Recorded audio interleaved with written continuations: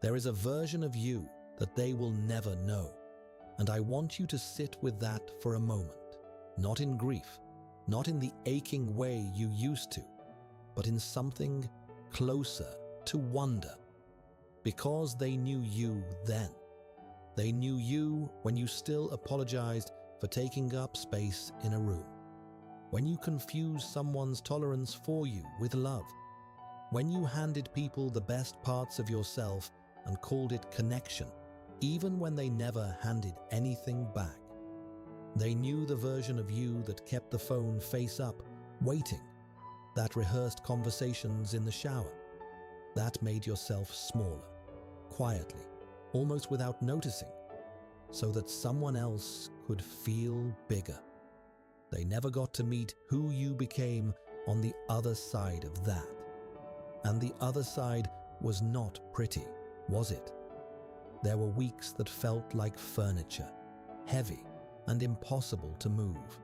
Mornings where getting up felt like a negotiation with the worst part of yourself. Nights where you replayed it all, the moment, the words, the silence, like maybe if you watched it enough times, you would finally understand what you did wrong. But here is what nobody tells you about the season after loss. Something starts growing in the dark, slowly, without permission, without announcement. You started choosing yourself. Not loudly at first, just in small, almost invisible ways. You said no to something that the old you would have said yes to out of fear. You sat with discomfort instead of running from it. You stopped performing okayness for other people and started actually building it, quietly, privately, in the parts of your life no one could see. You learned the difference between being alone and being lonely. And for the first time in a long time, those two things were not the same. The version of you they knew needed to be loved to feel worthy. The version of you they never met started with worthiness, and let love be something that adds to that, not something that creates it. That is not a small thing. That is everything. I think about all the people who only got the before, who only knew the you that was mid-construction, scaffolding up, still figuring out the foundation, still learning what it even meant to ask for what you needed without feeling like a burden for it. They walked away before the building was finished.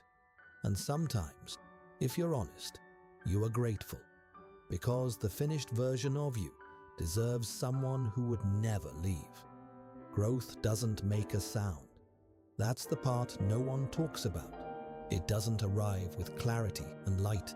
It arrives disguised as a bad week, a boundary you finally held, a conversation where you didn't fold, a morning you woke up and the first thought in your head was not about them.